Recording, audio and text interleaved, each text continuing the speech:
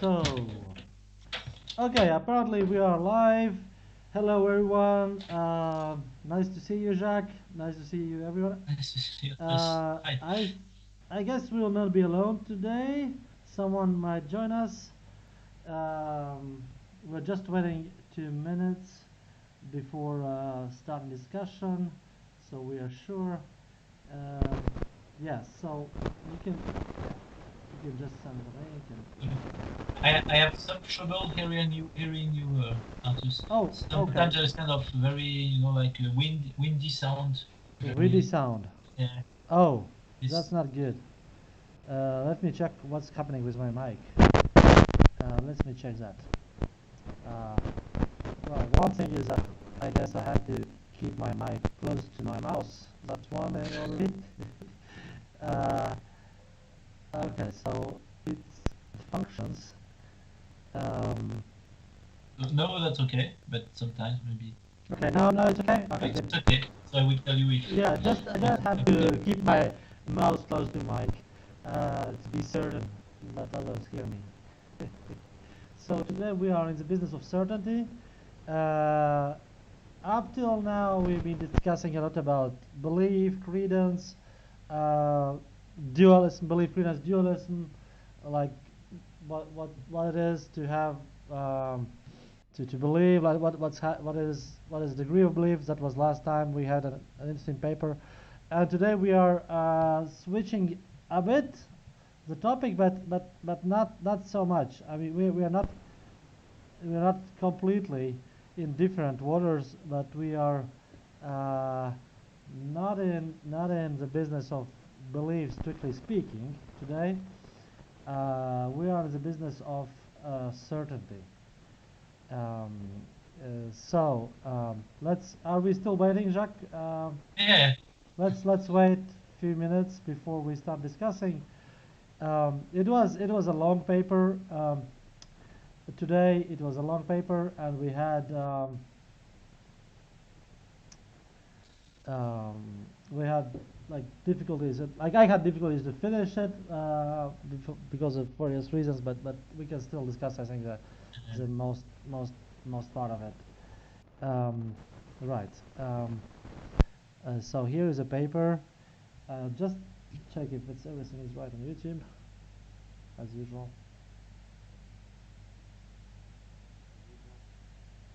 Yeah, it is working. And live chat is on, so you can join us with discussions if like if if there is anyone. It's like it feels, I don't know, what do you how do you how do you feel, Jacques? But sometimes it feels like, uh, are we alone in the universe? Probably not. So, but we are waiting signs. Sometimes we have some signs. Sometimes people communicate with us, and so oh, maybe we are not alone. Then again, we have like these periods where we don't know if we are alone on YouTube channel. But maybe this podcast will be listened in a In few future, years. yes, In the future, yeah, yeah, maybe. yeah, Who knows? yeah, or when you will have like la chaire de philosophie and Sorbonne, people will find your will find will find your podcasts. Sorry, my cam fell down as a confirmation of what I was saying, I guess. Yeah, no, yeah, yeah. So yeah, the videos we keep them online, and so we keep them basically for ourselves, right? To check discussion to, once we forget about papers. Like that's kind of cool because like when you read a paper, it's good to take notes so you remember. But taking notes also takes time, right? So here we have a more efficient way of remembering papers. We just discuss about them, and then we go to YouTube videos, and Exactly. we can check what we said about it. The sound is not perfect. I don't The know if you sound is can do not something. perfect. Okay, Yeah, that's not good. it depends. Hmm. Right now it is good. It is good, but that sometimes it comes again and Let me see. Let me see. Maybe it's not. Oh, let me see what's happening with Stream Health. Stream Health is excellent, so that's not a problem with YouTube. It's either my problem. So what's happening? Okay. So I haven't changed anything in respect to with respect. Maybe this is just the distance from Maybe your that's just the studio. distance. Yeah. Maybe that's just that. Yeah. I don't Maybe know. let. Because Okay. right now that's perfect. Okay. So maybe that's just that. I don't know. Okay. Okay. Maybe that's just distance. Let's hope that's just distance. Um. Let me check once more. Speakers. I can't. Oh. Okay. Okay. Oh, I see. And now how's now? How is it now? It becomes bad again. It becomes bad And again. it has just stopped, and then it has just stopped. And now it's max. Now it's good. It's maximum. It's good. I put a maximum, like microphone maximum setting. So here we have this windy sound again, and then it stopped. So I don't know exactly. Are you sure it's not your speaker? Yeah. No. I don't know. Okay. Maybe I don't know. So I keep it. Okay. I'll. Oh, maybe I should not put it on maximum. Okay, I put it on 7 on our scale. It will be 7. Okay, I'll try to keep my mouse close to my phone, but yeah, I don't know what's happening here. It should be the same thing as I haven't changed the audio settings. Okay, but yeah, maybe we can start. I don't know. Oh, it's manageable. Oh, Sophie told now it's worse. With respect to sound, I guess. Okay. Wait, no, that's not good. What's happening today? Right now it's okay for me. Maybe there is a so it's on YouTube that you are told that it's not good. Yep, I just received a message. Yeah, so maybe because there is maybe some a delay between what I'm hearing and what I hear and what they have in YouTube. Is it because right now it's okay for me. So I think it should be good for everybody. I think. Wait. I'll try to see what's happening here.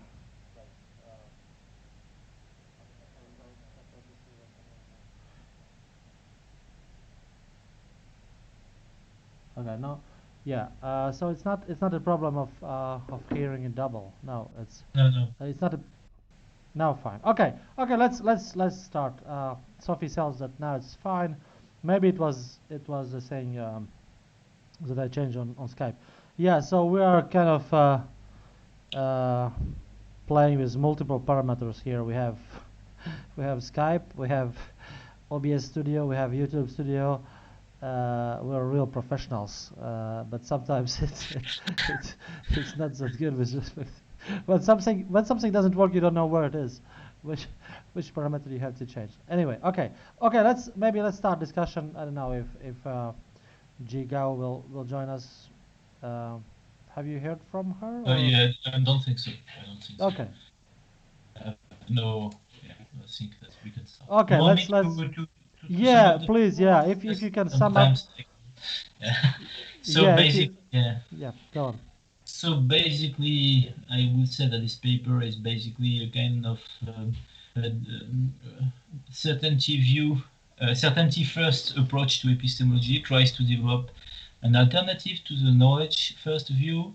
So I would say that it basically tries to, first to construct a notion of certainty, which is according to which certainty is something that you can reach quite easily, and then but which is also very different from knowledge. And then so it's first to distinguish, the idea is to distinguish these two notions, knowledge and certainty. So certainty comes in two variety, epistemic and psychological. So epistemic, something like a degree of justification or something like that, and subjective certainty, something like degree of confidence. Okay, and then the idea is that knowledge does not entail epistemic nor subjective certainty. Then so once we have these two notions, which are importantly different, we can ask which is the most fundamental for epistemology. Then the aim of this paper is to say that it's certainty which is more fundamental to epistemology than knowledge. And then, so first, as I said, so first construct a notion of certainty which is supposed to be close to our ordinary concept of certainty. And so on this view, certainty is basically a context-sensitive term, which pick out the highest grade of the scale of certainty. And the scale is context-sensitive in the sense that T of the scale is context-sensitive. So that's why the maximum degree of certainty is not always that high, basically. So that and then it applies this model of certainty to a certain number of issues in epistemology, and shows that if adopting kind of certainty first approach is better explain basically a certain number of data. So the data which are considered are basically the following. And so okay, so here, so first, so the idea that certainty is not scarce, okay, due to this context sensitivity. And then the second half of the paper, where this picture is applied to the notion of evidence and evidential probability. So the idea is that your evidence is what's epistemically certain, basically. And then the evidential probability is explained in terms of degree of certainty. Okay. So the idea that so there is a notion of certainty which is absolute, the one which or positive, as it says, which picks out the highest grade on the scale, and then there is this relative notion of certainty, which picks out the different degrees of confidence or of justifications, which are represented by the scale itself. And so the idea that evidence should be understood in terms of this positive notion of certainty. So something is in your evidential set when it's epistemically certain, basically. Again, that's different from the knowledge view, because it is said that knowledge does not entail epistemic certainty or subjective certainty. And then the notion of evidential probability is understood in terms of how likely is something given your evidence. So given how certain is something given your certainties. Okay. So that's the first domain in which this notion is applied. Then it's also applied to the notion of, so there are some linguistic data which are put forth to support this view. Something like saying it's 99% that P seems equivalent to saying something like it's 99 probable that P, or something like that. So there are some equivalent claims, and so some ordinary talk which seems to support this view. And then it also applies to the notion of epistemic models. So epistemic models are basically terms like must, might, may, which are used in an epistemic sense. So when I say, for example, it might rain, what I'm saying in a certain sense is it's possible that it's raining, or something like that. And the idea here is that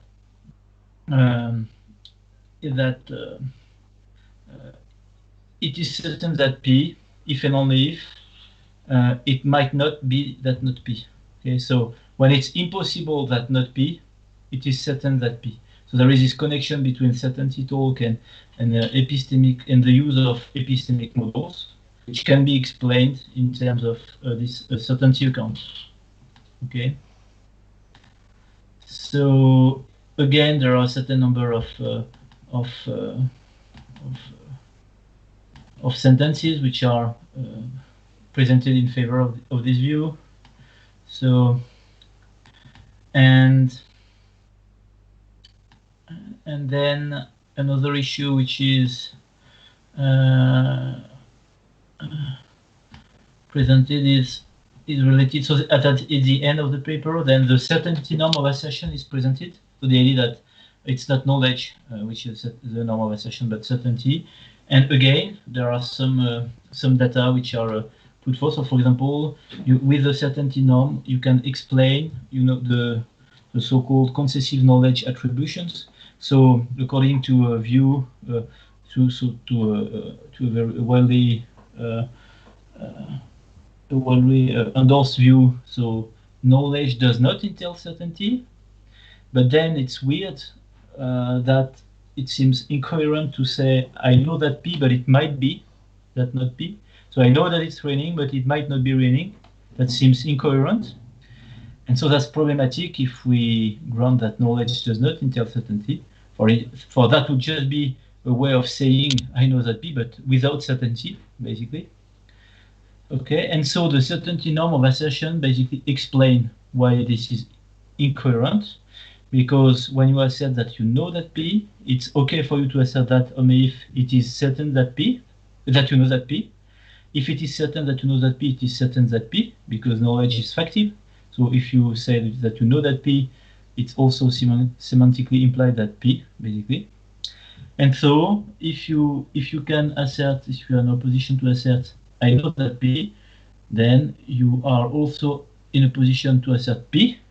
And it's false that it might be that not P in that case, because P is certain.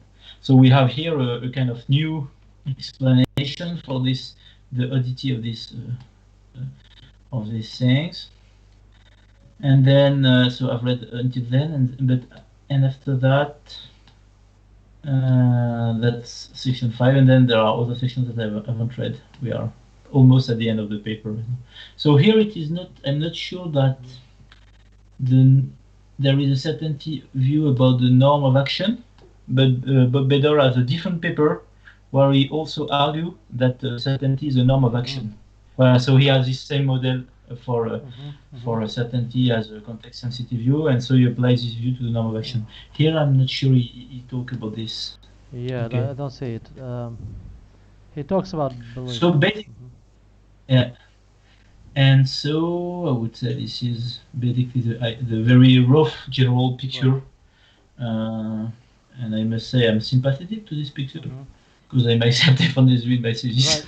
Right. So, and also in the paper, in a recent paper. But I have a different view, but certainty I don't share the same context-sensitive view. I think it's more like a relative adjective, basically.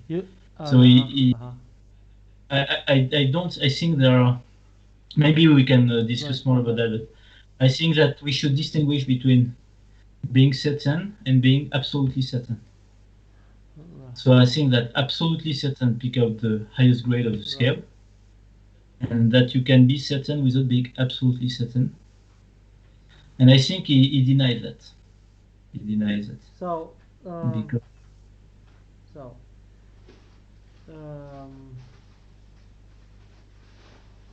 So, but that's not the same thing. I think that like on the picture where certain is as a maximal absolute adjective, it just that it combines with expression with degree modifier absolutely.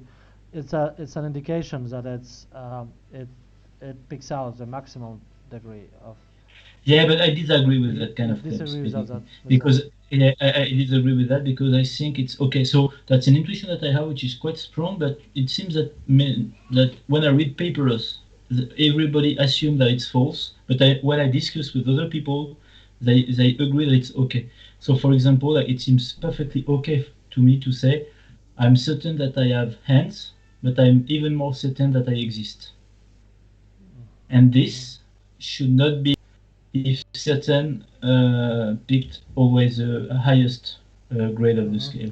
Right. No, that's true that you cannot say A is X and B is even more X. Than X. Yes, exactly. And I think that works with certain and other feature of certain. I think that the scale of certainty is much more subtle basically that's the thing. And just to say it in a few words, I think that the scale of certainty, so according to the picture he put forth, there is a single scale, so where there is a set of degrees of confidence, okay, and then this is a scale of certainty, which is basically the same as the scale of uncertainty, but with an inverse ordering of the degrees.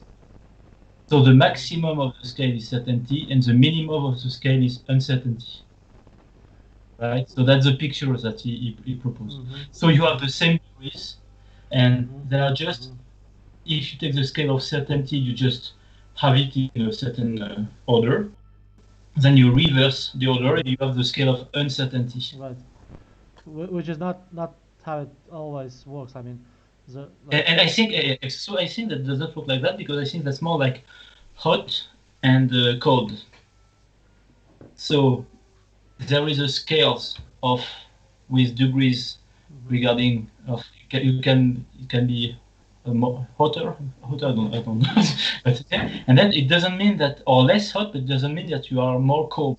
These things are different. Or are happy and unhappy. There are two different kind of qualities that with different kind of. So that's my view of certainty. No, I mean in the case of relative adjectives, it's true that like people like scale semantics typically will assume that there are different scales. Like one is for being tall and one is for being short, but it's just that they are somehow parallel in the inverse way. But these are different things, different underlying scales. In the case of right, or yeah, it's not, yeah. In the case of absolute, is more the idea is that true, yeah. So I mean, yeah. I don't remember what Kennedy says, but. So one example that seems to, so I don't have reread my view on that, because I reread the paper on it. But one thing that struck me a bit problematic with the absolute version of the view is that in some cases it seems that certain works like a minimal standard adjectives. So there are cases in which you say, are you certain that P? You could say, yes, I'm fairly certain. So fairly certain that P does not imply that you are not certain that P. Right, but I think that Beddor thinks that fairly is kind of is in the U.S. sense of fairly, right? That it kind of. Yes, but as he said, according to him, if you say it's fairly certain, you say something like it's 95% certain. Right. Fairly. I disagree. I think I have different intuition. When I say 95% certain, my intuition is that, oh, I'm saying that I'm not certain. When I say I'm fairly certain, it's compatible with being certain. So the view, my idea that actually it's the interesting the starting point, I think, would be to say something like, so it's not all adjectives are either maximum standard or minimum standard or relative. So this does not exhaust all the kind of gradable adjectives that you can have. And so, for example, happy and unhappy, if you use or hot or cold, they do not, they do not reduce to one of these kind of adjectives. So there are cases where you have a segmented scale with two kind of segments. So you can have a, so for example, it can be, you can be colder and colder, or less cold. Does not imply that it's you have more heat, or something like that, because it's still cold, perhaps. So there is one point where you change the quality actually of what you are experiencing, and then we are just talking about a different kind of thing. Yeah, I don't see, so because you need a background linguistic theory for that claim, right? It's here we are following like scalar semantics, right? Scalar semantics as Kennedy and McNally present them. It's kind of, yeah, but there there's a background framework which is very neat and yeah, okay, but they say nothing. They don't say that they exhaust They say there are Well, four kind of scales. that's the force of the framework that it does exhaust. That's the model of. Yes, but so no, I'm not sure. So, for example, there is this case that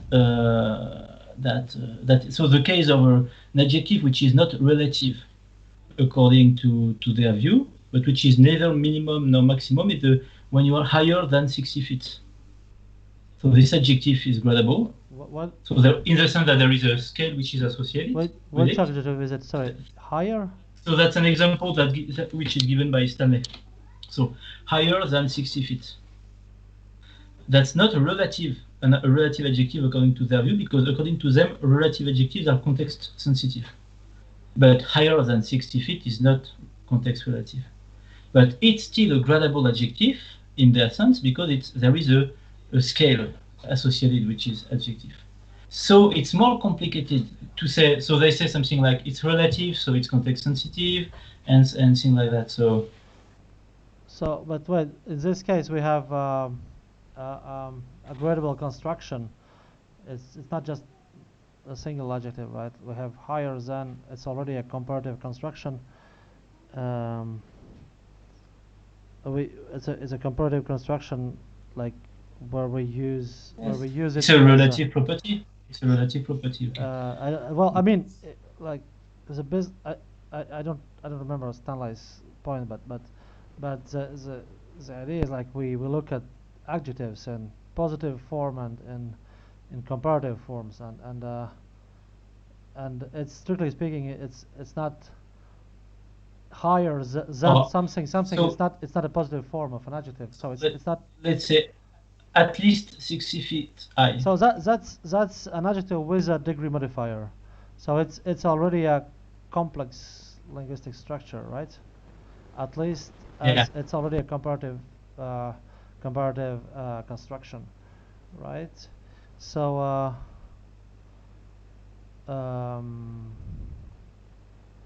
so what I wanted to say, I forgot it. So the idea is just that if it depends on what we call a gradable, but if we say that a gradable adjective is an adjective with an associated scale, this is a gradable adjective.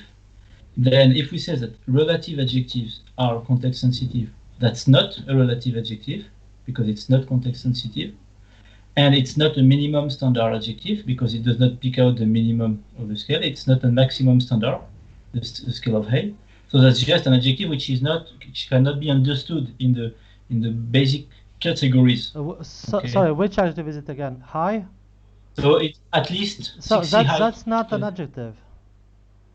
See, I am at least. That's a whole phrase. You need to like, what's the positive? 60 feet high. So why do you think that's an adjective? Because that's not a single word. Yeah, it already has degree modifier. It's not an adjective. So adjective is just high,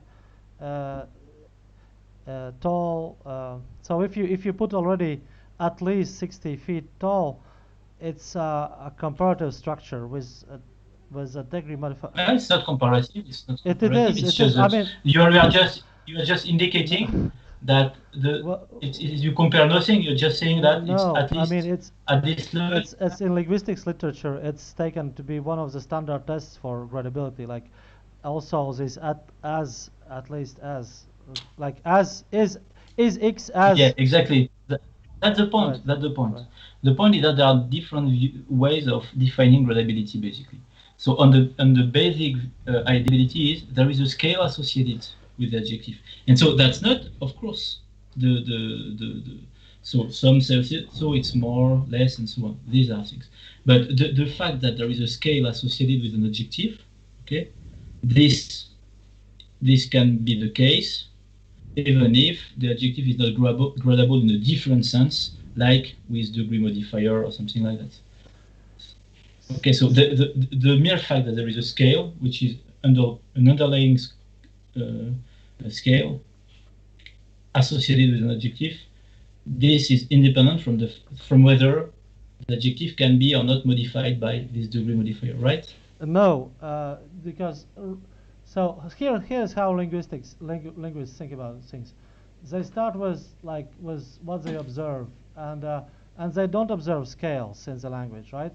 So the data that's like basic, like people, the only thing on which people would agree is that gradable adjectives are adjectives that accept comparisons and some degree modifiers, right?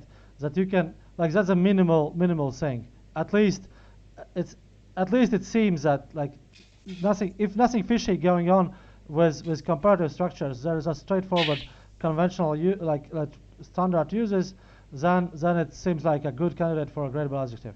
Then comes in the theory, and scalar semantics is just one. It's a popular way nowadays, but it's only one way, one framework of understanding gradability of adjectives, right? There are others like comparison class semantics, which doesn't appeal at all to scales. That doesn't need any scales. That doesn't postulate any degrees or scales in the background.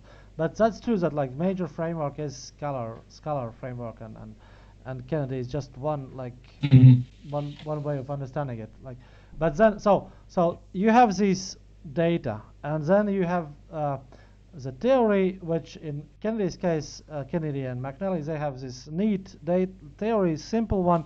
Oh, there are these scales, and these scales are different, like, they have different mathematical properties, and you cannot, like, invent these properties. These are mathematical properties that basically are taken from measurement theory, and they apply it to linguistics. And actually, that's what I wanted to say, actually.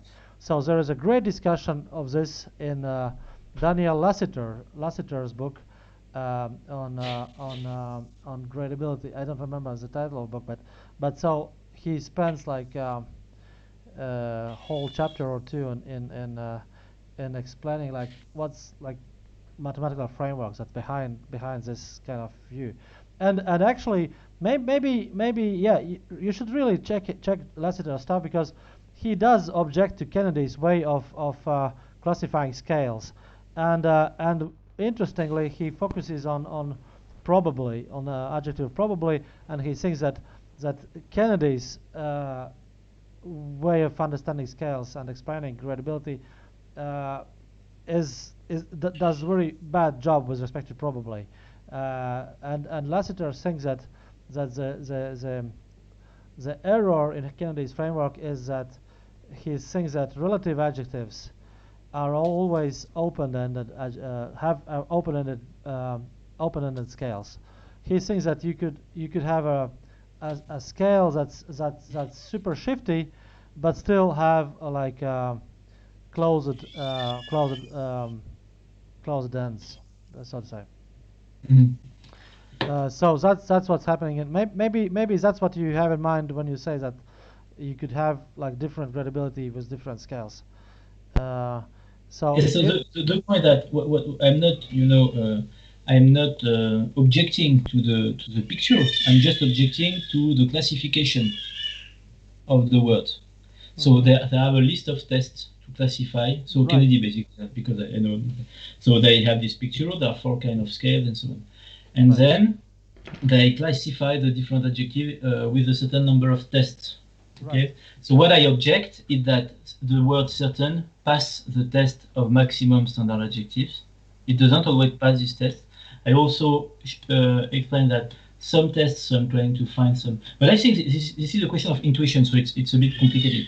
And so it also passes some tests of minimum standard adjective, right. Depending on the context and how you use this term. So the result of my of this intuition is just that, oh, that's a bit complicated with certain. It's unclear whether, so everybody seems to assume that it's an absolute maximum standard. Doesn't work exactly like that. In some context, doesn't work. It's not exactly a relative adjective, and it's not exactly like a minimum standard. So here my suggestion is, there are other terms which seem to behave like that, like the pair heat and hot and cold, and the pair happy unhappy. They behave a bit like that. So some tests, so they seem weird. And my explanation is, but look, if we think that there is a scale, but with 2 segments, so then we can explain why in some occasion we use some part of the scales to signify what we want to signify, and in other cases, so So basically, the idea that the scale of certainty is not the same as the scale of uncertainty. So Right, if you are right. talking about the scale of uncertainty, I agree that with respect to this scale, certainty is the maximum standard uh, degree. So it's maximum standard. If you are thinking about uncertainty and you are asking, so where is certainty in the scale of uncertainty? You say, that's the highest grade, something like that. Or when there is no uncertainty left, you have certainty. But then there is a scale of certainty. That's not because you have just reached certainty that you have reached the maximum of certainty. You can be even more certain. Okay? So that's the intuition behind that. You have two different scales, one of uncertainty and one of certainty. And most people just confuse the two scales because they think that a degree of certainty is just the same thing as a degree of uncertainty. That's the same thing. When you take the scale, you put uncertainty below and certainty, and then you can return the scale. You have a scale of uncertainty or a scale of certainty, but nothing changed in the degree. These are the same degrees, which are called degrees of certainty or degree of uncertainty. These are supposed to be the same things, basically. And I'm just objecting to this, so not to the whole picture. See? So it reminds me some parts of what you say reminds me of you have to check also that from Rothstein and Winter, I think it's 2004 paper or 2014, I don't know. Rothstein and Winter, I think they have this additional point with respect to Kennedy's framework, that they think that there's this extreme adjectives, like where you could somehow add something upon the scale, if I remember correctly. So that's another thing to check. But I think I agree with some bits of what you say, that it does seem that maybe some tests that are used for relativity are okay for relative adjectives are okay for certain, like very certain is okay, right? Yeah. He's very certain he's so yeah, so we should check what's happening here. Yeah. But So one another test for relativity, if x is almost f, x is slightly yeah, because there is this story of antonyms and so on, and right. but that's not basically the paper that we are supposed to discuss today. But Right. So that's but the idea is just that here. So those who listen will have understood that Bob Beddor used basically the simple scale. Okay. Right. So the scale in which certainty is the highest degree. There are no degrees. So certainty has a relative sense, but it's not the sense which is the most fundamental. Right. It's not part of its meaning that it is context sensitive. It's just that sometimes it can be precized. It can be made more precise So no, by it's context. it's part of its meaning that it's an absolute a maximum standard adjective which right, is context sensitive. but it's not part of its meaning that it's inherently context sensitive. No, yes. It's Yeah, there is a standard that is like endpoint on a scale, which is part of the meaning, Exactly. but not that it's completely context sensitive, like tall and so on. But yeah, and I finish here with Kennedy is remember that at the end of that 2007 paper from Kennedy, there is this whole discussion about what happens in these absolute adjectives with both upper end and lower end closed bound, right? And these are special cases where people are maybe people some linguists with whom I've talked, they found that part like being like really less like the most like problematic, I think, that like what happens in these cases, and it's not clear that you can have a very neat explanation, but but but um, but basically Kennedy appeals to another principle, kind of more pragmatic principle, where you somehow our context and various factors make it so that typically these adjectives with both ends closed, we will typically prefer maximal meaning for these semantics, so these adjectives. And so standard examples were, I think, transparent, opaque, which seem to pass in some contexts both tests, and there are some funny cases in Kennedy, but also like full and empty also might be this. So that's also one thing to check if maybe certainty is in this group. If you and then that would explain why you have these bizarre data, like. But it also, like, as I said, not everyone is happy with this explanation. Okay, but yeah, let's not dwell too much on these advanced issues. Let's go back to Beddor's stuff. Okay. But cool stuff, yeah. Jacques, if you have something, so that's the idea. So that's one of the many papers I would like to clean before. Yeah. But this, at least these intuitions, I think should be.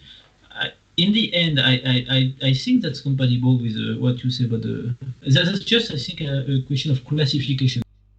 So, an intuition about the use of words and whether we should think it's a relative, or it's not an objection to this general model you see of reliability of scalar, something like that. So yeah, but we will discuss about that. But yeah, send me your paper. So just I will mention some intuition that I don't share in the paper of Beddor, for example, to show that I'm not sure that that's really the kind of adjective he thinks that is, something like that. Yeah. So there. So just to start, also it does. I don't remember if Beddor does Beddor talk about entailment tests like. Yeah, no. But so I think at some point there is this entailment, but then this is a probabilistic test, I think, for certainty in some cases, basically. You speak about that. Yeah. So he says. So I don't remember what. Okay. Okay. We will find that. Yeah. Yes. If we have time, because we have discussed that. Yeah. Okay, let's go through some bits of it at least. Beginning, like, first section, what happens here. It's nice, like it's good introduction, I think. So I would just object maybe to the. So because I've just read the paper by Julien, The Legend of the Justified Belief Analysis, which is very good, and I think so, which does a better job of identifying what certainty means for and that's for ancient philosophers and so on. Right. And so that does not really mean what Beddor says, which is something like immune to doubt and rational revision. So this definition of certainty, immune to doubt and rational revision, basically is more I think akin to the undefeated justified account or something like that of certainty, like in Peter Klein or Pollock, for example. So you are certain what it's immune to doubt and revision. That means there is no defeaters or something like that. And ancient philosophers are more by certain they mean more something like there is a guarantee to the subject or something like that. So I think it's a bit a different notion. The notion of being immune to doubt and rational revision may be entailed by the view that they had of certainty as something that entails truth and which is accessible. But it's not exactly that. But that's just a kind of historical point. Right. So it seems that Beddor here relies on Robert Pasnow, right? In this, like, it's not the essential paper, but he relies on Pasnow. I think also, like, well, the way he classifies, like, the essential philosopher seems to be in the spirit of Pasnow's overall project, and I think Pasnow kind of disagreed with Julian's version. Yeah. But I'm not. But that's. I think he quotes more Pasno here as a defender of the view that certainty is a kind of exalted status that people would like to reach in the past and so on. Right. I'm sure he's defining, he's using the definition of certainty of Pasno or something like that. No. But wait, there is some difference between but I just recommend Julian's paper, which is really good. Yeah. No, I've read that paper. I read that paper and commented on it when it was still a draft. It's really cool. But so I had another question about this second section. So we are in 2 now, or? So still in 1, but you can. Okay. Well. Unless you have something about 1. No. So I just think it's a bit weird to assume this difference from the start, but between what? Knowledge, between knowledge and certainty. Because I think many philosophers still think that knowledge entails certainty, like contextualists and some version of pragmatic encroachment, like in Stanley's book. Basically, the idea is that knowledge is epistemic probability 1, and there is a pragmatic encroachment on this. So they implicitly assume that knowledge and certainty are the same thing or something like that. So, and a contextualist also, I think that. So De Rose, Ishikawa, they seem to think that the reason why knowledge is context sensitive is basically because knowledge entails certainty and certainty is context sensitive.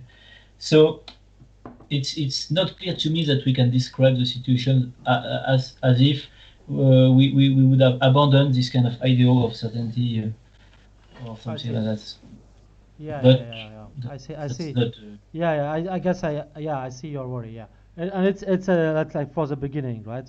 Like when he opposes certainty to knowledge, right? I see.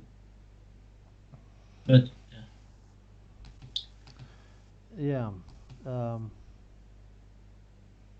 right. Scientia. Yeah. So he refers to Scientia, but yeah. Good. Okay, so I had this worry about what comes a bit later, like in the section 2.1. Okay. It's also kind of fundamental, like worry, about some fundamental assumptions here. So when he distinguishes these two sorts of certainty and like two senses of certain. One is psychological certainty, and one is epistemic certainty. So far so good, but then I'm like, so okay. The cases he gives is, one is I'm certain, sure that the butler did it. By the way, I'm not sure that certain and sure are synonymous, but okay, but that we can put that aside. But then, like, what really happens is, like, in 2, where it's supposed to give an example, to instantiate like epistemic certainty, and 2 is it's certain that the butler did it. He characterizes this is the following way. He says 2 seems to entail that the speaker stands in a strong epistemic position with regards to the proposition that the butler did it.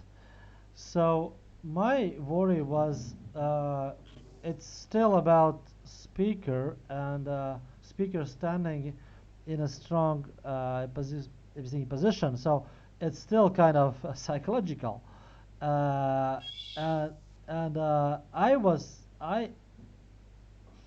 to say? So I saw that like expressions such as it is certain that P can be true without anyone, without it being the case that anyone has any like epistemic relation to P. So I thought that might be because there are two. So in the epistemic sense of certainty, that would be weird, or at least P has to be true, right? In this sense. Well, but then there is that's another point. So, but there is this context sensitivity, which is recognized by De Rose, which says that it is certain that P is true or false. So he has a very flexible account that really depends on the context. Sometimes it's not necessary that anyone know that P, but maybe there is a way of knowing that P for someone in the relevant group. So maybe that might be enough. So, and or sometimes it has to be the case that that everybody knows. Sometimes that some are just in a position to know, or there is a maybe very complex possible way of coming to know that P, something like that. So there has to be kind of accessibility to someone in the relevant group at a relevant time and so on, in order to this claim to be true or false. So here it's very simplifying, I would say. So I don't know. That's like yeah. Take this. Take that. Which was it? This famous axiom, mathematical axiom that Goldbach conjecture, right? Yeah. That we don't like. No one knows. Like it's a really like we don't know. Is it true or false? But we could say, and arguably no one could know it. Like at least in today's world, uh, if it's true or false. And but but we can also assume that it is the case that it's either true or false. And so in that case, we could say, well, either it is certain that Goldbach's conjecture is true, or it's certain that its negation is true. So it is certain. You could say it is certain. Yeah, but it's unclear here that you have the epistemic certain in mind. You seem maybe to have the more metaphysical reading of certain. Right. Here. So it is certain here means yeah. it's determinate whether or not P. So it's P is so yeah. So it's not the epistemic meaning, or at least that's often it's distinguished like that mainly. So it's epistemically uncertain whether it is true or false, but in the metaphysical sense, if it's true, it's certainly true, or something like that. Yeah, you could say it's maybe it's yeah. So maybe there are then three senses, right? There's this more completely objective sense, even independent of anyone knowing anything about these things. Then there is something like more epistemic, and then there is completely subjective sense. Yeah, exactly. But so it's not the simple picture. So it's not parallel to probabilities, in which case there are only like, well, one could argue maybe there are also three sets of probabilities, right? Completely objective probabilities, subjective like credences, and epistemic, which is more. Okay, I see. Right. Yeah, but it raises some questions about what's then the status of this objective certainty. Yes, it might be something like, so maybe traditionally the idea is just that it's necessarily the case, basically. Yeah, it's necessary. Where necessity is just something like depend metaphysical, physical necessity, or whatever. It's just choose the right. And here epistemic certainty is kind of epistemic necessity. So it's necessary given the evidence. For example, it's necessary given what you know, or given what is certain, or something like that. Yeah, I see. I see. But so I see. So it's somehow relative to some data, to some set of like base, like in Schwarzerian terms. I see. But so as we already mentioned it, but it comes a bit later. But so I will already say that my worry, my next worry. Yeah. Well, later he makes it explicit that epistemic certainty entails proposition, right? Like it's effective in this. If it is certain that P, then P, because it's on his model it's like all knowledge is certain, and like wait, no, how was it? I'm not sure that follows from his model. because there is this kind of No, but he said that. knowledge base. He said that, but he used ordinary sentence to defend that claim. He says something like, that's an argument which is also given by Van Fittel, which basically I think is not that weird. That according to him, if you discover that P is true, if you say, suppose you say, or it's certain that P, and then after that you discover that P was false, then according to him it's okay to say, oh, I was wrong. It was not certain that P. So meaning that, suggesting that. So this is this argument that he used, because I don't think this model entails by itself the effectivity of epistemic certainty. So what? But and so here I was bit. So I have this this. So let. So what was your worry? No. So worry yeah, no, but it like on page 7 he says like, so page 7. A quantifier over world's model of certainty yields a number of further predictions, 2 of which are worth mentioning. First, since how you read it? Yes. Includes C alternatives include the K alternatives. Okay, so they include K alternatives, all of them, which include the actual world. Our model predicts that epistemic certainty entails truth. Why is this? Because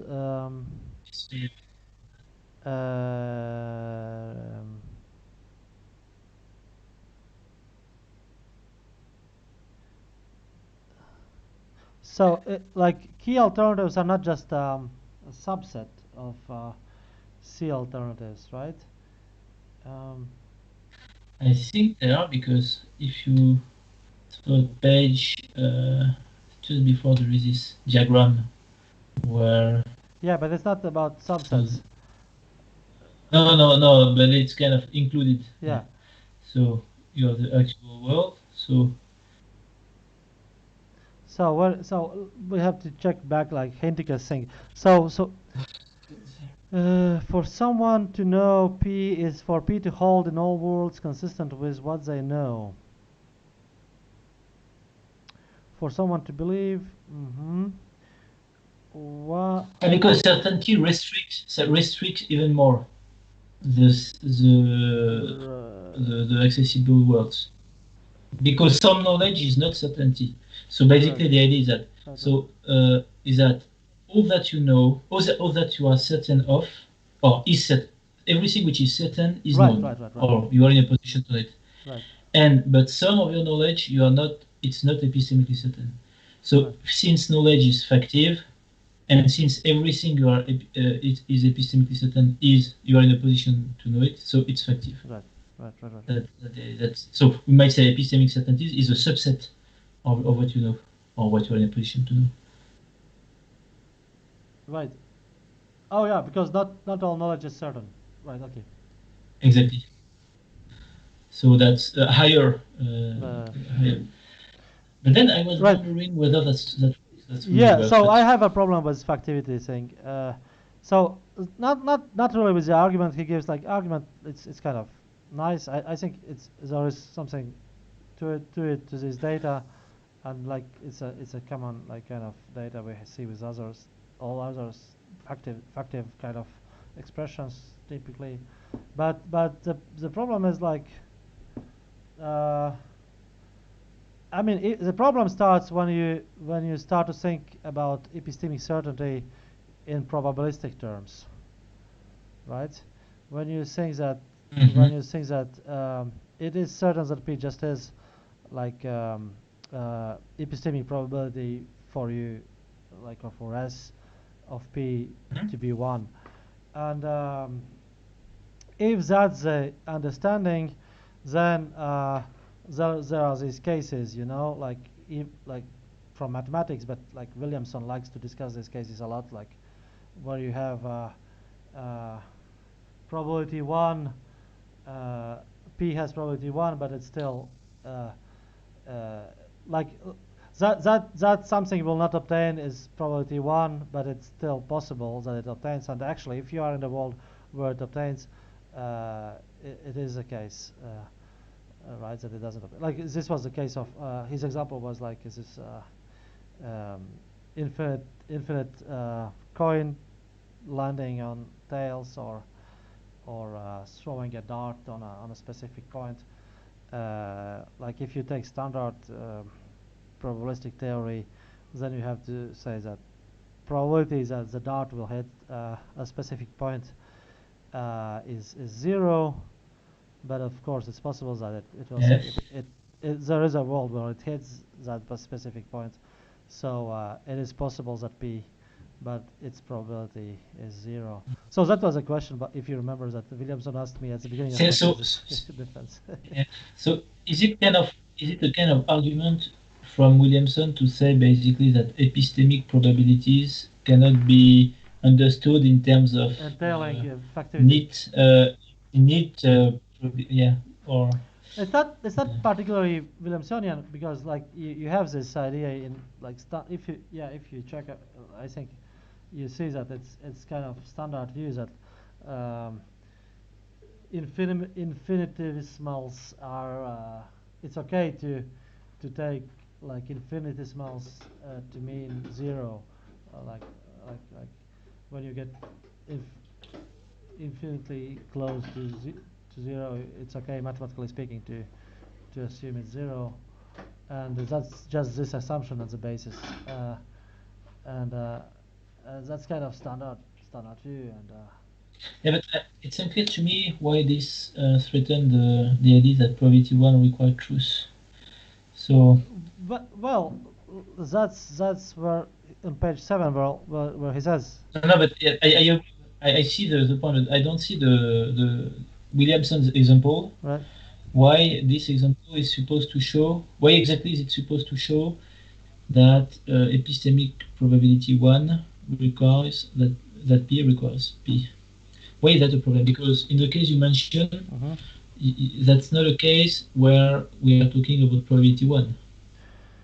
So like we are taking, put the negation, like the dart will not hit this particular point. You can say it's probably okay. So that's supposed to be probability 1 given the infinity. Yeah. So it will not that and or okay, and no suppose, okay. So suppose, and then we say so it will not, but it's possible that it will. Yeah. On the different idea. Okay. So let's assume that. So it's probability 1 that it will not. But suppose then that as a matter of fact it attains. Maybe we should say, oh, we were wrong to say that it was probability 1, because basically it was there. Well, as I said, if you cannot do that if you have like probabilistic view of certainty, unless you revise your mathematics drastically. Yeah. If maybe that's not the correct view of certainty, like maybe it's not about probabilities, but if one problem here, one problem that we mention here is obvious. I think that there is this technical notion of certainty which is used by probabilistic and so on. And here Beddor seems to use this framework in a certain way, but he also wants this kind of ordinary notion of certainty. And it's really unclear, basically, that they can really be put together in this model, because there are a lot of problems, So all logical truths are epistemically certain according to the probabilistic. So, and of course, Beddor doesn't want to say that. Okay. Yeah. So there are because of those. So there are this problem, yes, of the omniscience problem and so on.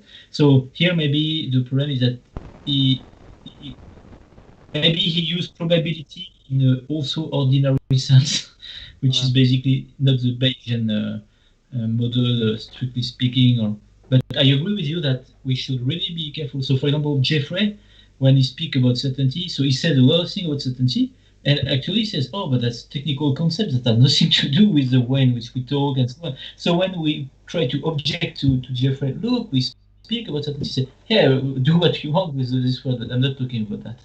And so Bayesianism is often presented as a very technical theory, which is not supposed to elucidate of ordinary notion.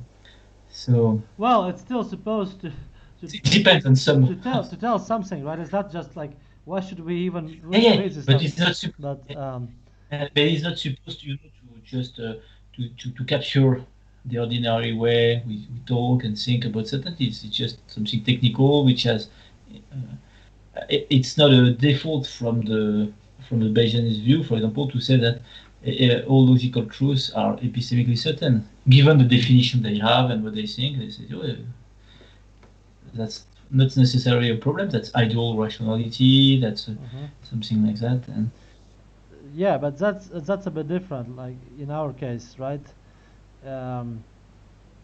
Because here we have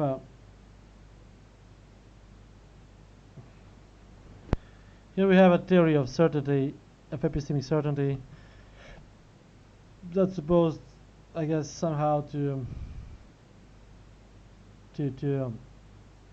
correspond to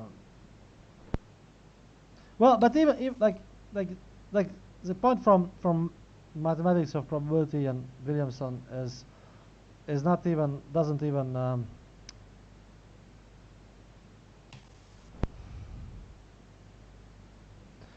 yeah, you don't need to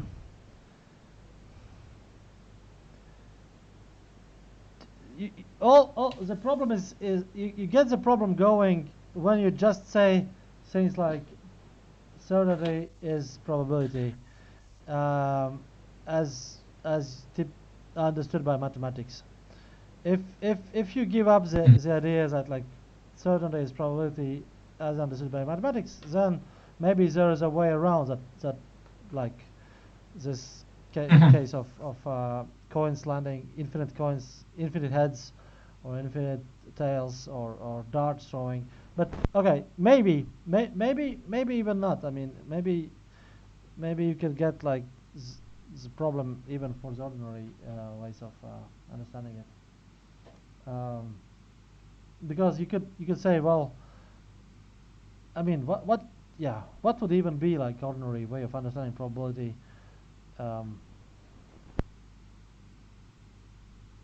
I guess, but, yeah, so, yeah.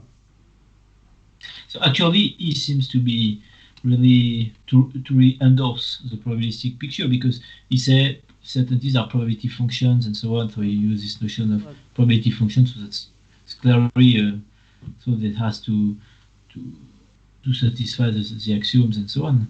Yeah. So it's clearly a mathematical notion that he used here. But probability in the non-mathematical sense could be something like just when you say it's more probable and very likely, so yeah. very coarse-grained. Yeah, and when you say it's like it's probable, like it's completely probable,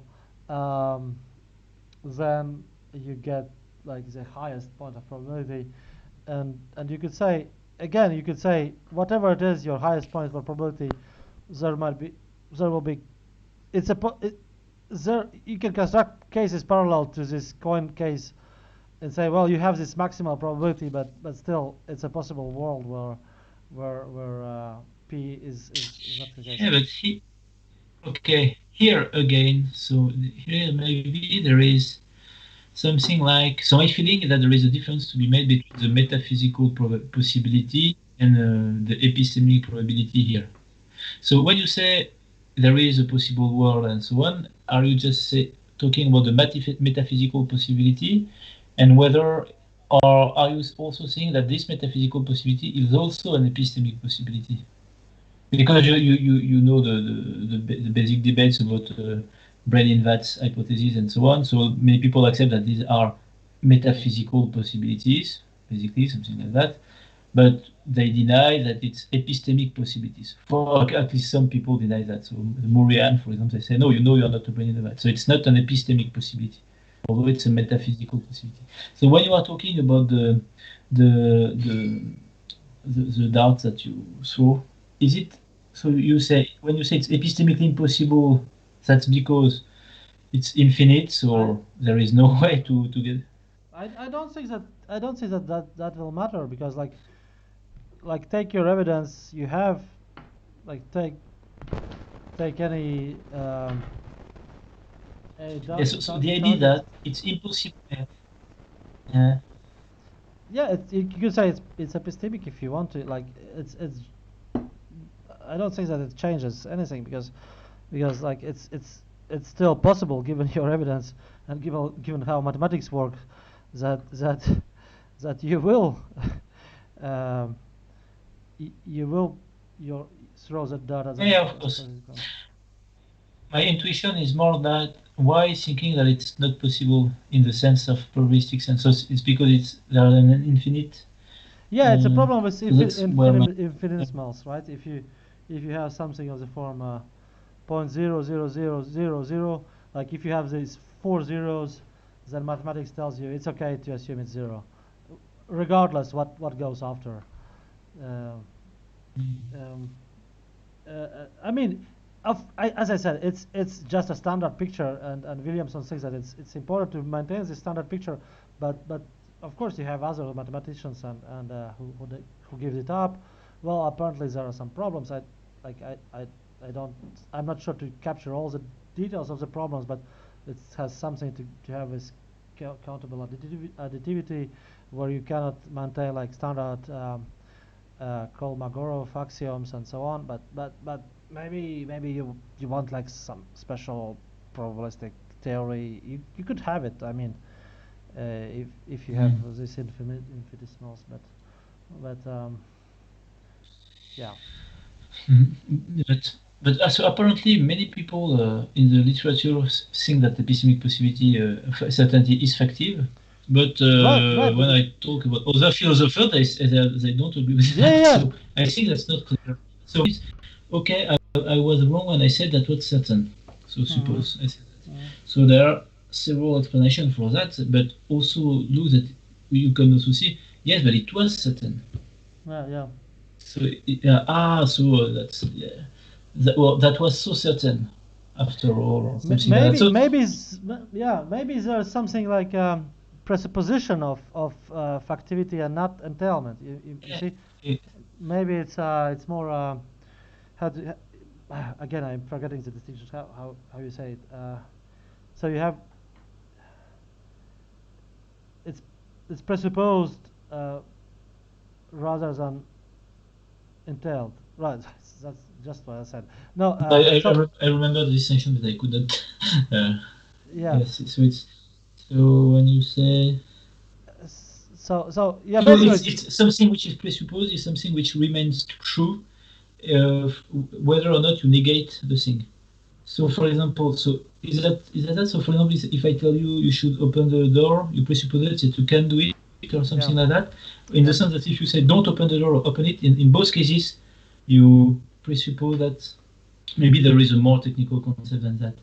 But it's not affected by. So what you communicate is not affected by the fact that it's P or not P that you are saying. Right. Is that the notion of presupposition? Well, the notion is that it's not an entailment, like in the logical sense, I would say.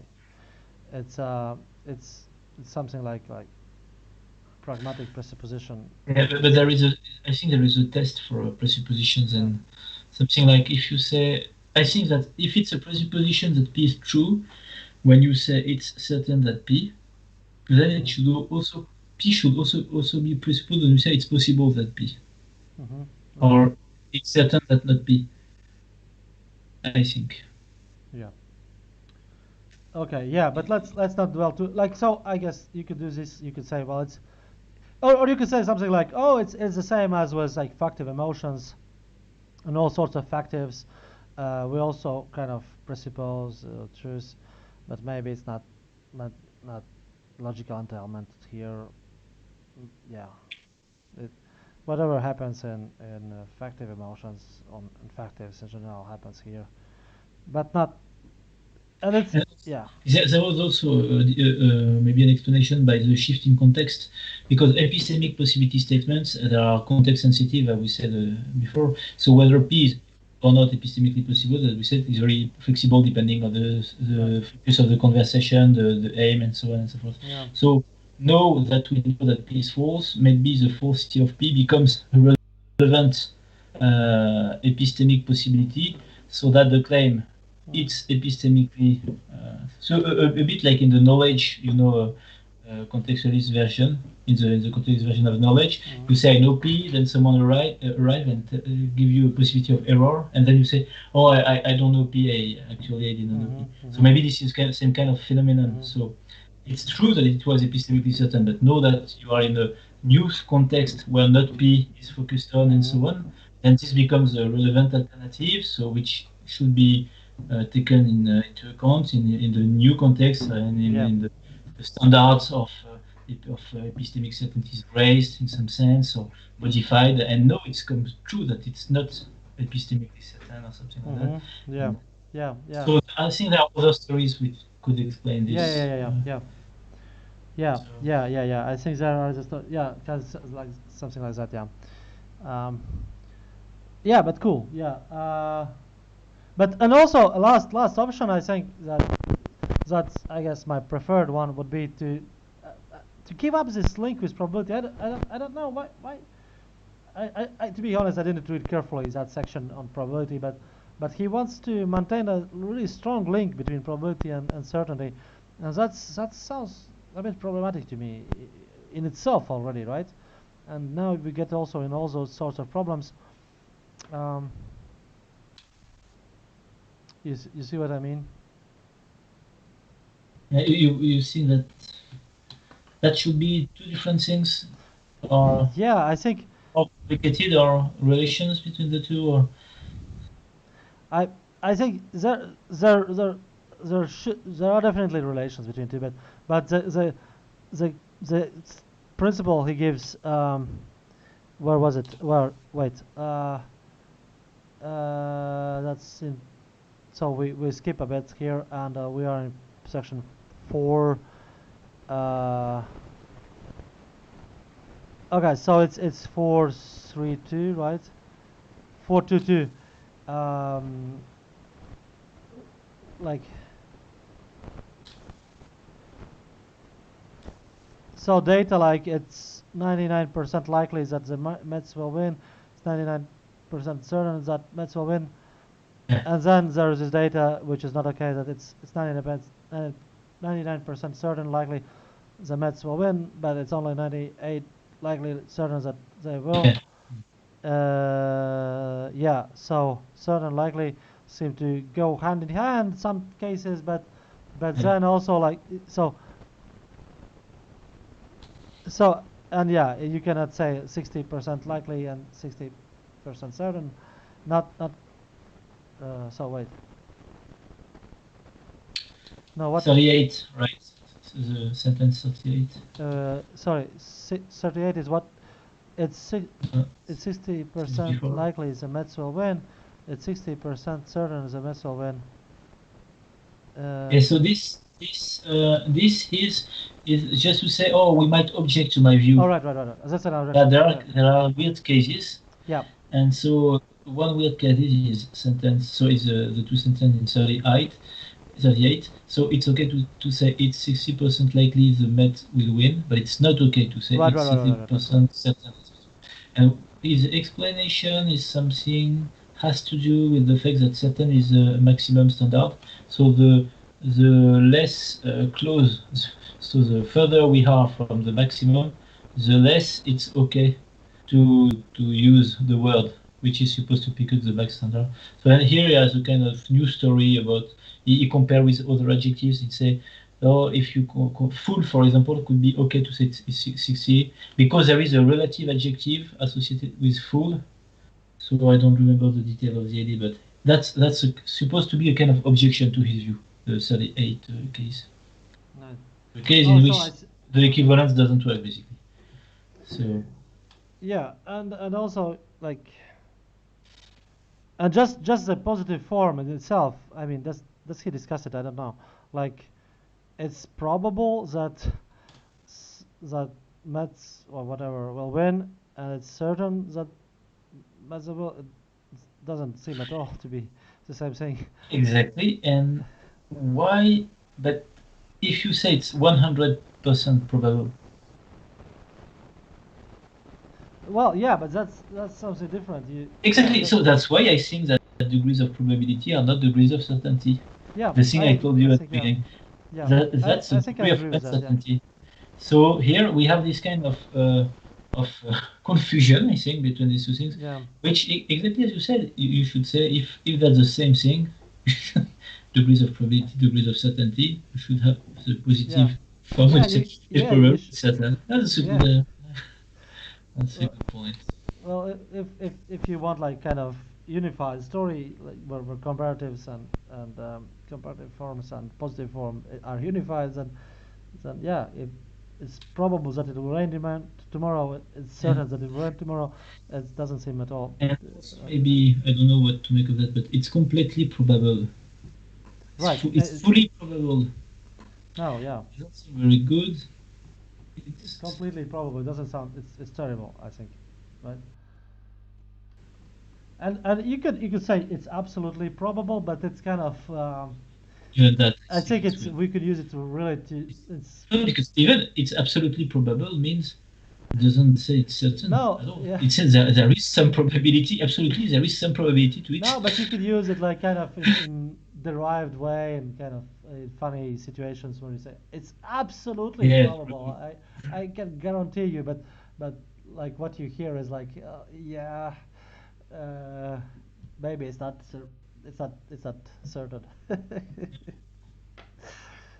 Right. Yeah. So yeah, I think it's yeah. These are my worries too, and I think that that's I don't see why he wants to have this probability and certainty kind of equivalence. because I think it's nice. It's kind of a unifying picture of Right. everything in terms of certainty. Like yeah, for to give like account of evidential probability. I see. Yeah, that's I see. So, for example, one thing that this picture cannot capture in terms of certainty, that's the distinction that maybe it's not clean, but between you remember the paper where it's cross, I remember, about the belief as tendency. So he has this distinction between degrees of confidence and degrees of resilience. Oh yeah, And yeah. this distinction is present, so that gap has also kind of distinction between degrees of confidence and degree of, don't remember the name he used, but so it's corrigibility, or sometimes it's Oh degrees yeah, of yeah, yeah. entrenchment, sometimes, and Levi also has a thing. So there is this distinction between two kinds of certainty. So maybe these two things actually corresponds to what I remind when I say degrees of uncertainty and degrees of certainty. Degrees of certainty are more like degrees of resilience, maybe something like that, where degree of confidence are more degrees of uncertainty, something like that. But anyway, here this view cannot capture this distinction, because once you have reached the maximum of the scale of the thing we are considering, there is no room left for another assessment Yeah. of the Yeah. of the confidence. For example, we cannot. So, but maybe this distinction is, as you maybe suggested last time, maybe the distinction is not very clear between these two kind of degrees. So the Right. degree of confidence and the degree of indubitability, we could say. Right. So Right. Yeah. Yeah. I think I still think that it's not very clear what the distinctions there is, but that yeah, it's tricky all these things. I mean, I see the pull for a clean, simple view that can explain everything, but I'm hmm, I'm not sure about to do with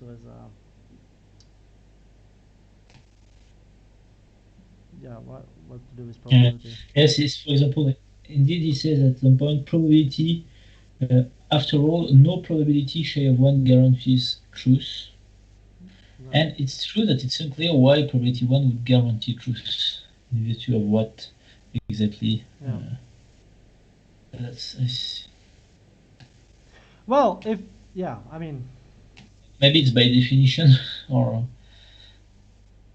well, it is like right. It says like standard Bayesian saying that all tautologies get probability 1.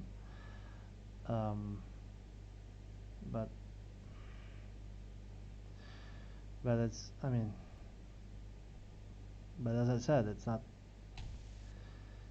all, not necessarily all necessary, like, it's not clear that all probability 1 are truths, right?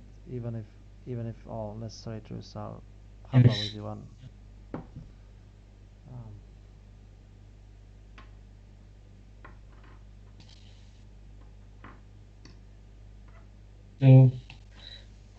So I don't know. yeah, so I would like to have your opinion about this intuition so it's often used for this kind of picture about certainty.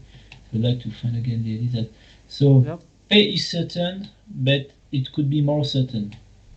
So does that seem very? So for me, that really sounds okay, and for many people, looks like very weird, a very kind of contradiction, and so on. But so my impression is that when you find that infelicity, that's because you are a philosopher, which is influenced by this idea of. Where is it? Do you have 24. 24? It's certain to rain, but it could be more certain. 24. Wait. It's it's raining, but I don't know. It's raining, but it's not certain that it's raining. No, it's raining, but it could be more certain. So that's just before section 3.3, page 13. Page 13. Yes. Oh, sorry. Page 13. I saw. Yes, there is. 13. So you have this just section 3.3 just before there is this sentence 24. Okay, sorry. I saw that was different different page. 13. Okay. It's certain to rain, but it could be more certain. So it's 24. Okay. So what? So it's for him. It's infelicitous. So it's kind of contradiction, which militates in favor of the idea that certain is an absolute notion or a maximum standard notion, something like that. I mean, I'm no English native speaker, but it does seem odd to say it's certain to rain tomorrow, but it could be more certain that it will rain tomorrow. It does. This sentence feels a bit. Okay, out of context, but suppose you are in the following context. You can see the weather forecast at the TV, and then your wife asks you, "Is it raining tomorrow?" And you say, "Yes, it's certain. I've seen that at the TV." And she say, but they might they might make mistakes or something like that. Say, of course, it could be more certain, but it's certain, something like that. So.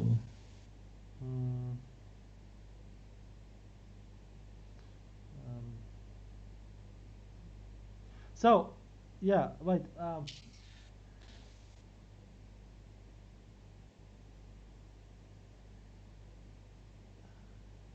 When you are not taking seriously, I mean, the challenge, the possibility of error, you accept that there exists this theoretical possibility of error or something like that.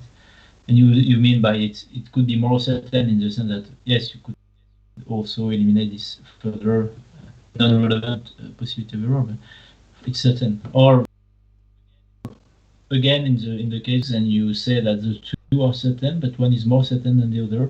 For example, 2 plus 2 equals 4 is presumably more certain for you than the fact that Paris is capital of France, but the two are certain.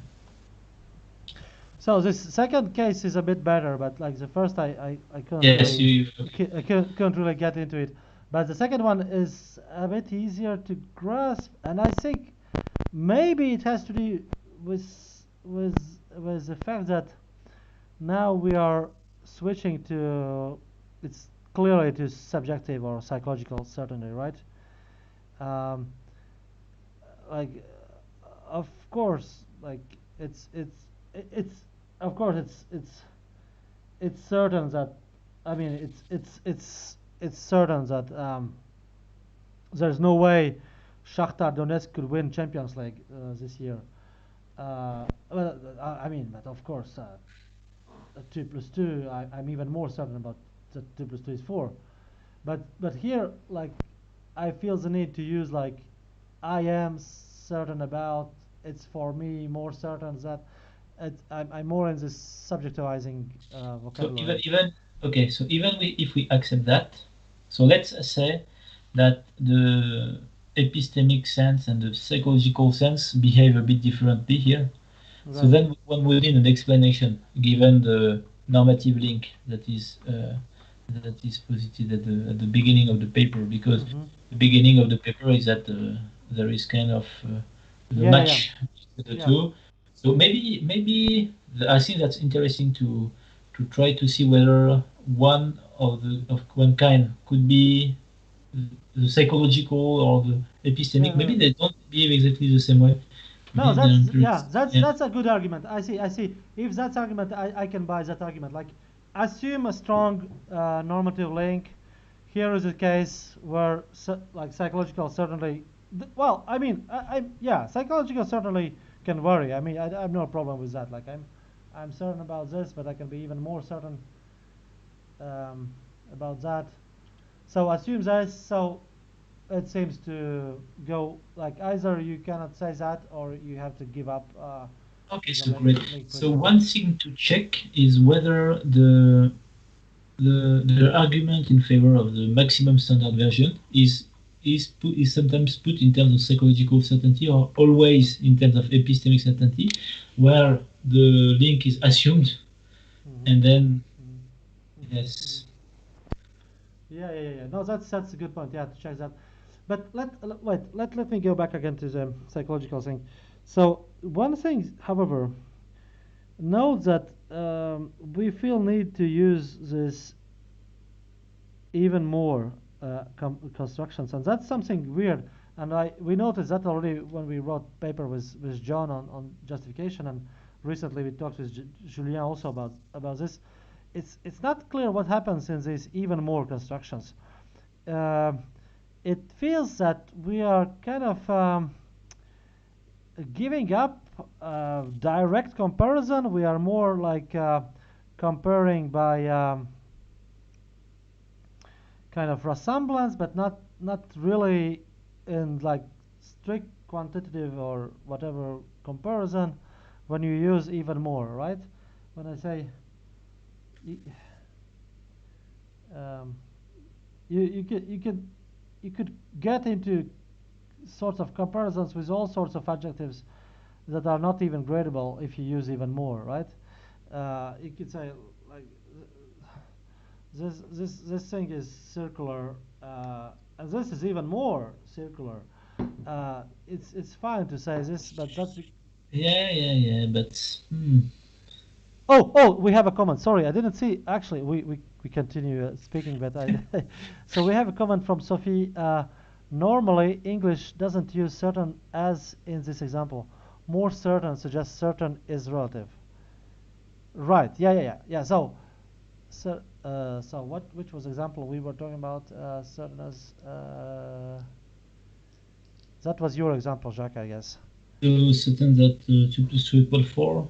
Yeah, you have to say more certain and not Than certain. that, then Certain as. yes. But so it's the idea is that if we use so my suggestion was that in that case certain is not used as a relative adjective, because if certain is a relative adjective, then if something is more certain, if X is more certain than Y, then Y is not certain. If it's No, singular. that's not true.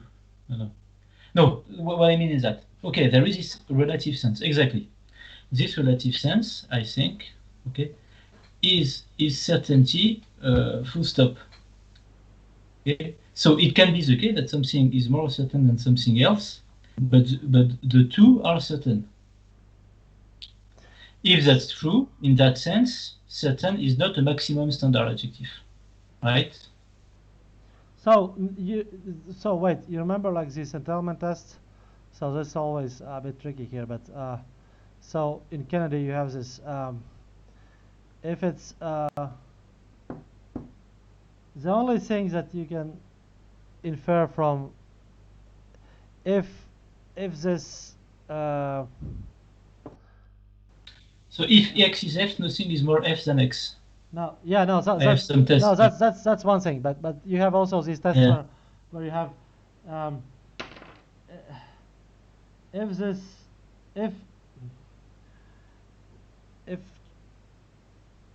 if water in Geneva is purer than water in France, the only thing you can infer is that water in France is not pure. Yes. And exactly. that's a test for maximal adjectives. Right, exactly. right? And so I think this test that certain does not pass this test for maximum. Because it's false that if something is more certain than something else, then this something else is not certain. If it's so, let's try with epistemic certainty. If it is certain that it will rain tomorrow, if it's more certain that it will rain tomorrow than that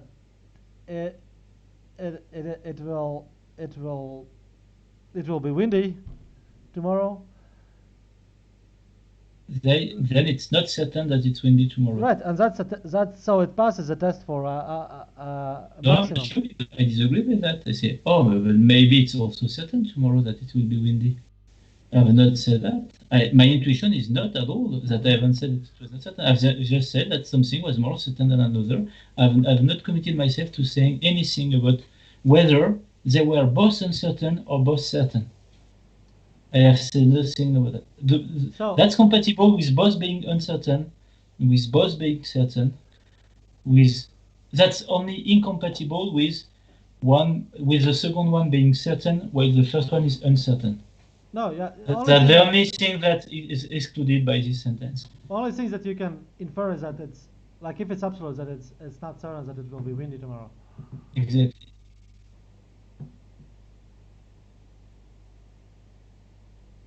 Right.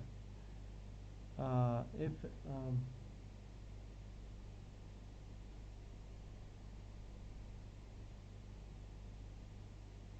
and for minimals it's the opposite. So if it's slightly certain that B, then it's certain no, that right. No, so if it's if this glass is more impurer than that other glass, more uncertain. So you can only thing you can infer is that this glass is impure, so it has something at 1 degree.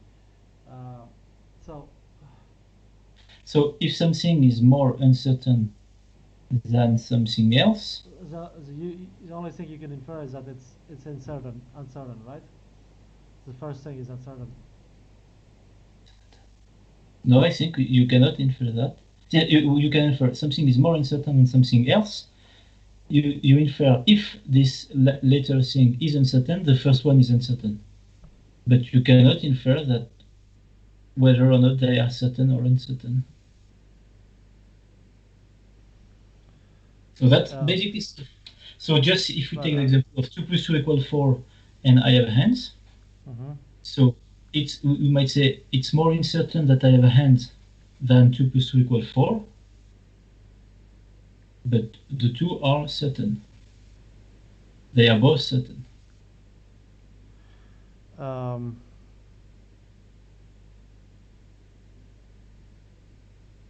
Or they are both uncertain. And they are both uncertain. It's more certain that 2 plus 2 is 4 than that I have hands.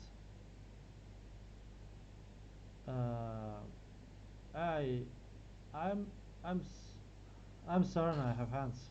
Can you say that? Yeah.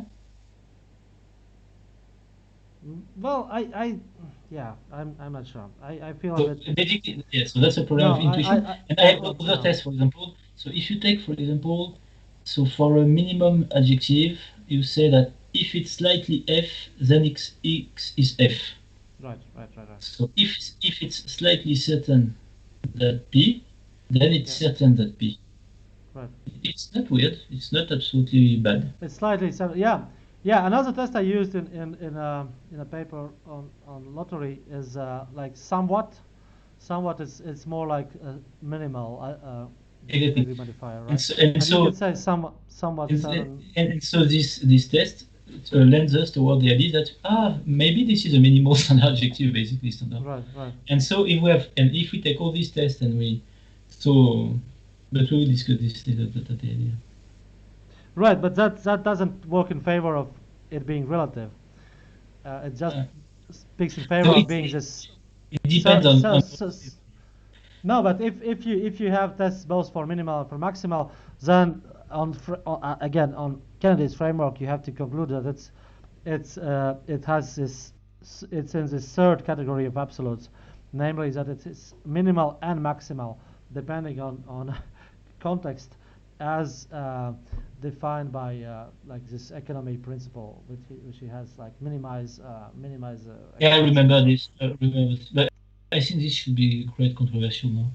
This is kind of very conjecture that is made. Yeah. But check again Lassiter. Lassiter has a great. Yeah, but even those papers from Kennedy, I should reread them because it's a few years that I haven't read that. Yeah, I don't remember. Yeah, we could read actually a chapter from Lassiter on probability and certainty. I think he has a lot of data on this. If you want, I have that book. If you cannot find it, we can do this. But one last thing about this language test, and actually I think we are actually running out of time. Sorry. One thing about this certainty thing. Now I notice that one difficulty for me personally is that certainty in my language, my original language, Latvian, is kind of weird. You don't have like you don't have clear epistemic sense of certainty. Like you have Palitznots, and it's definitely psychological notion. If you talk Palitznots, and it's the same word you would use for confident in English. And then you have something like, oh, it's sure, oh, it's definite, and you don't really have other notions for which would correspond to this Beddor's sense and your sense of epistemic certainty, I guess. So I don't know, but so according to Durrose, the indicative mode when you say it might be or it is possible that P, according to him, that's always the epistemic possibility, which is so you have no so it might it could be possible that it's something which can be used either for epistemic or metaphysical possibilities, but according to him, the indicative mode, it is possible that P is always, or it is impossible that P is always for the epistemic possibility. So you don't have this kind of. No. So you have possible, but you don't have certain. Yes, but if we think that they just are the same thing, we can just rephrase everything that we say in terms of it is certain that P. You should say it's impossible that not P. Mm-hmm. I see. But it's still weird that you. I mean, if it were so central, why don't we have? And I don't think that Latvian is an exception. I don't know. So in France, we have the same kind of construction for saying this kind of thing. So he has a lot of a page at the beginning of the paper, but that's a lot of data concerning the relation between the distinction between knowing and knowing. And so I don't know in your language if there is this. Yeah, for sure, but you have this distinction, right? And the for sure is psychological, basically. That's what you. Well, suggest. No, that could be sure, but as I said at the beginning, I don't think sure is the same thing as certain, but I think sure is actually more kind of objective thing. It's more it's as it says, it's more about safety. It's more about surety. It's sure, like it's safe, like It would be Yes, surprising. in France we have these two meanings basically, which are Yeah, you say I am sure. yeah, So in France you can say yeah, so, and that's sure. It's more like a safety sense. yeah. Mhm. No, we would not use sure in this psychological sense. But you could say for sure, no, for sure, but that would be not psychological sense, right? Drushzin, Drushzin. Yeah, you really like know for sure. Jacques, I think we are over time. I think we have to So wrap up. great. But it was a cool paper. I really liked it. I didn't, as Yeah. I said, I didn't finish it. Sorry, it was a bit long paper, but it was cool. I think it's really great paper. Opening up some new perspectives. I think it's great. And you should definitely finish your paper on certainty Yeah, I hope to do that one and day. and On the scale of certainty, yeah, but I will do that. yeah, and you should like give alternative certainty centered view. But you just published something on certainty, right? Also. Yes, so that's basically so I defend the certainty norm of assertion. Yeah. So I have the same remarks basically more or less than what it does at the beginning between difference, knowing for sure and so on. But then so the difference is that I'm really in the details of the norm of assertion. Mhm. So I'm showing that all the data basically that have been proposed to defend the knowledge norm basically are can be used to defend the certainty norm, and the certainty norm is really better. So I use some data about retraction, parenthetical use, and so on, and so The things from Benton and so on. And then I develop the view, and I say, okay, so it's certainty norm of assertion is really more plausible than the knowledge norm. I see. Basically. I see. Do you have also certain norm for action or no? So in my thesis, yes, But not in that not paper. published. You have not published No, that. no, no, no, no, just a footnote on that. I say, okay, Okay. you also defend that norm. Okay. Okay. Good. But yes, I have this. I have a kind of certainty first view. I see. So Okay, so but Sophie very- tells us interesting. Thank you for being with us. We'll continue. Oh no, we'll not continue in 2 weeks because it's Christmas. No, maybe it's yes, of course, for sure. Yeah, for sure. So- So we will resume next year sometime at some point in January, I guess. Yeah, exactly. And maybe we'll continue with belief papers. Jacques, is it right? Yes, yes, Moon would be Yeah, great. I think. we'll continue with Moon. If that's okay to you. Yeah, no, definitely. That's a paper I wanted to read for a long time already, and yeah. I've had a look. It is very good, so I think What? very interesting. What's that? Interesting view. I had a look at it. I think it's really interesting because he has so he defends the view that belief is not readable, Right. but that there is a property of belief which is readable, which is confidence. And he has a kind of test for whether a term is gradable or only a property that the thing can have is gradable, which is a non-threshold condition and so on. So it's interesting. And Yeah. Okay. new Let's. and- Yeah. Let's see. I remember discussing with him on Facebook about that a few years ago. I was very skeptical at that point, but now I think I've changed. But Maybe. even your view about that you express about justification at the Collège de France, like I think you could be sympathetic to Yeah. this kind of. Yeah. Yes. Now I'm more sympathetic to that view. Yeah. Let's see. Cool. Thanks a lot. Okay, Jacques. Let's. So we're closing the live session, but Jacques, stay on. We have to discuss some stuff. Okay. So thank you again, and good night. I'm Bye. ending this stream. Bye.